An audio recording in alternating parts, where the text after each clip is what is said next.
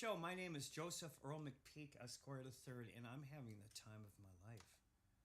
Let me tell you, it ain't no joke. But how, Joe? But how? How did you do it? Well, I'm going to show you how I do it. And how I did it was I used OBS first. First, go get OBS, and then I'll tell you how I got it. Okay, just turn on that light.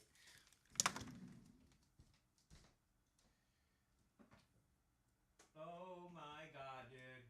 Yeah! Yeah! Yeah! Hey! Oh my God, we're having the times of our lives, guys, for sure. Let me tell you what I did. I'm finally done.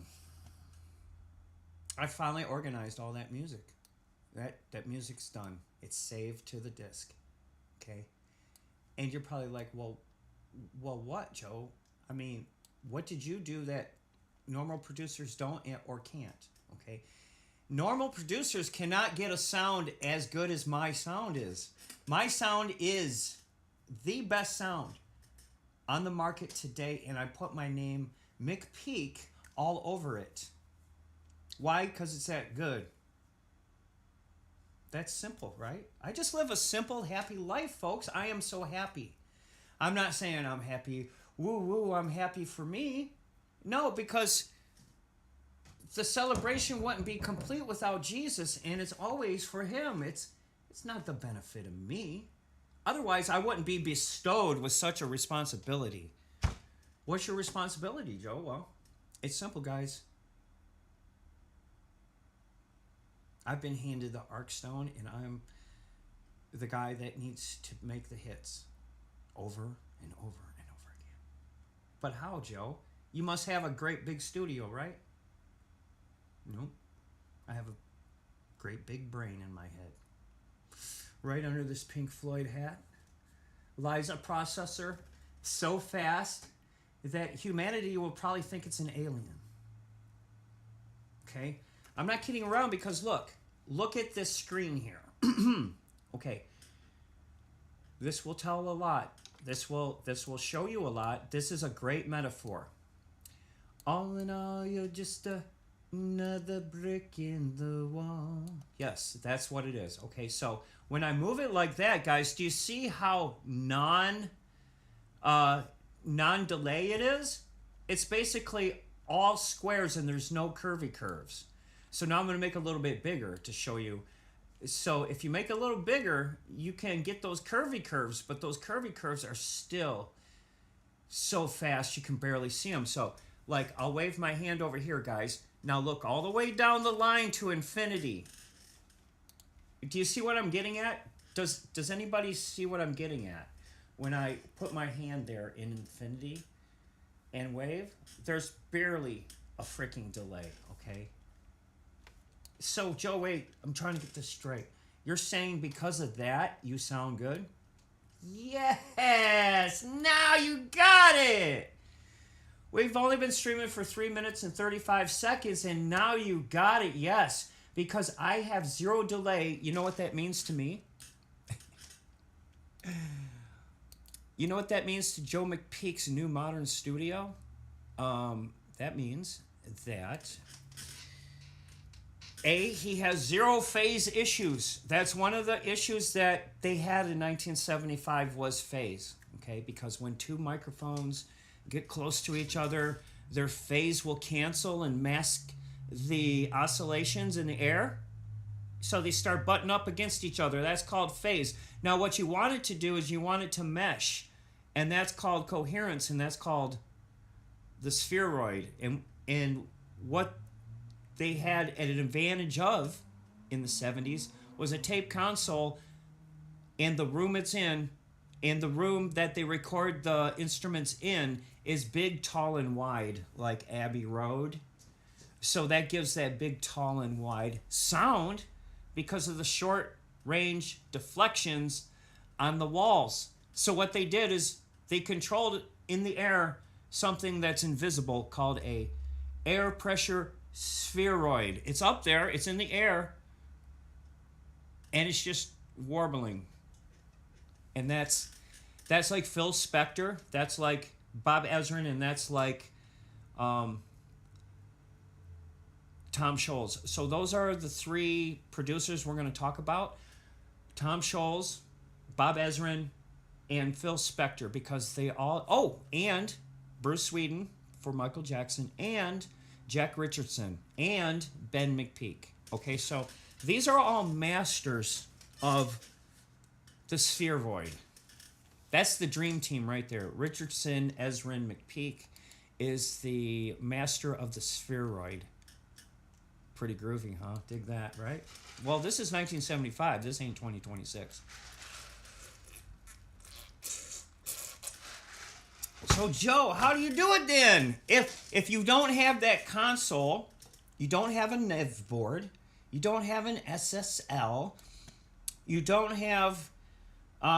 folks, it doesn't matter what you have. You could have the biggest, best speakers like DJ Khaled that are as big as my whole room. You could have that if you want. Go ahead and have it. But that's not what makes the music sound good. You could have the most expensive Dr. Dre Beats. Sorry, Dre. You could have the best Dre Beats headphones, and those are good headphones. But that won't help you get a good sound. You can have Pro Tools and 1 million plugins and 1 million samples, but that will never help you get a good sound. You can have multi-tracks, auxes, subs, plugins, routing. What else do they got? Multi-tracks, meters, Fruity Loops, GarageBand, Logic Pro, Reasons. Did I say... What's that other one? There's so many, you know. But none of them matter. It will not help you get a good sound. Now, Joe, how do you get a good sound, man? One thing. No delay, no phase. Okay, start there. And the only way you're going to start with no delay and no phase is this funny looking little contraption here. You know, you can look into infinity, and it's true. We are staring down the throat of infinity right there. Okay? This is the land of no delay. This is the matrix. Now, if you want to listen to me, stick around. If you don't, go, because I'm going to tell you for free how I got that 1975 sound. And it ain't no joke, dude. It ain't no joke. Okay? So here's where I started. I looked it up on the internet. I started talking to Copilot. Okay? Anybody know what Copilot is? Go get it. It's dope. Copilot is dope. Okay? Go get it. It requires a Microsoft 365 subscription. But let me tell you the things it will allow you to do. Instant reference to 1975 recording techniques. Instant reference to scientific paper write-ups about physics of sound. Instant access to diagrams that you can build up in your head. As you see, folks, look, you can see the shadow of time right here. We don't even operate in time. We operate in RT. That's called real time. And just to the right of that is called ET, elapsed time. So, folks, we try to work before RT. We try to. And this little thing right here, it helps. Do you see it, folks, visually? How that non-delay helps us get to the future much quicker? And get that attack and get that flat, flat, flat. And get that car out on the street with a cheap mic. Folks, here's where you start, okay? I'm going to show you right now. Look, you need to get a low noise floor. Are you taking notes? 1, 2, 3, chop, chop. Are you taking notes? The first, if you want the sound that I'm talking about, the absolutely top of the line, best sound in the world, you better listen to me, because I know how to do it, okay? I wouldn't kid you. I don't have to kid a kid, okay? I don't have to kid a kid. Look what I'm doing here. It's magical. It's magical. Don't ever call it magic, because that's illegal, okay? You know that, right? All right, here we go.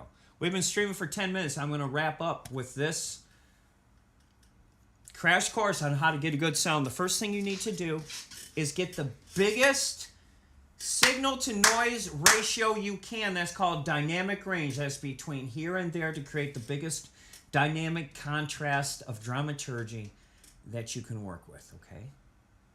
How do you do that, Joe? Well, the first thing you do is you get the lowest noise floor you can. And according to this meter here, guys, look. According to this meter, we have the lowest noise floor in the world to start. Not to twiddle with, to start. Shh, watch. Shh. Oh, a car's going by. Just a moment. Watch what that's doing.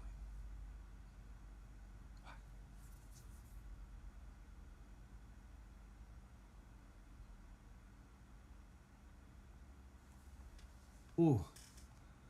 Wow, did that go down far? Yeah. See, ours gets down to about 60, guys. I don't know what you can do, but when you get under 60, then things start becoming like a console, okay? So when you get under 60, then you start here at your compressor. You put on a slew of plugins right here. I know I said I don't use plugins, but I only use one track and these 9 plugins on that one track.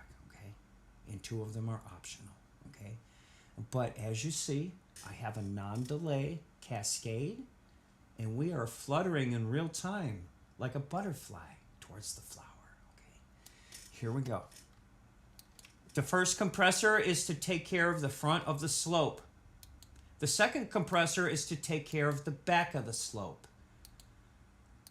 The AC202 is to add its tape saturation bias. And I see it was off slightly, but it's set to 7 IPS for live.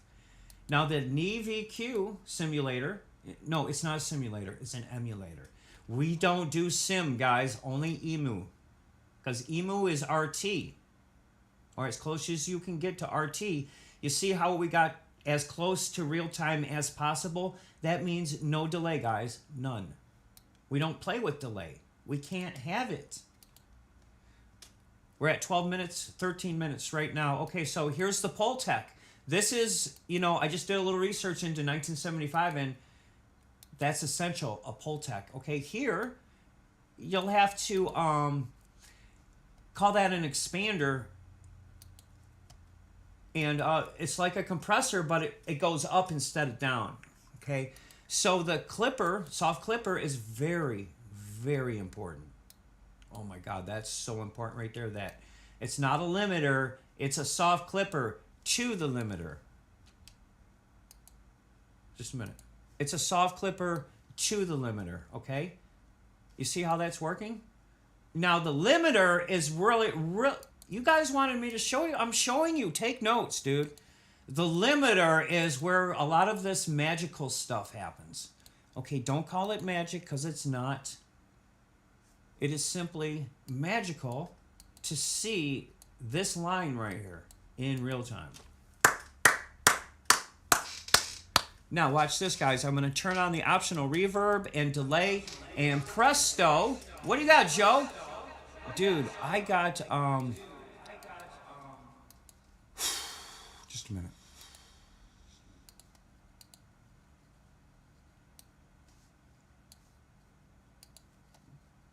Dude, right here.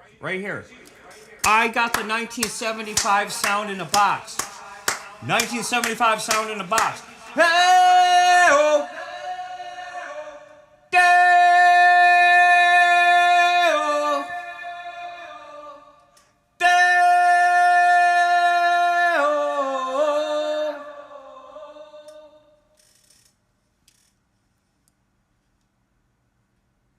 All right, guys, so we did it, and I just wanted to show you exactly how I do it, and we did it within 15 minutes. So we got to go real quick right now before 15 minutes because we want to keep it all, McPeekian and perfect. So look at those peaks, guys. That's RT. That's not ET. So we get ahead of the game by not having any delay.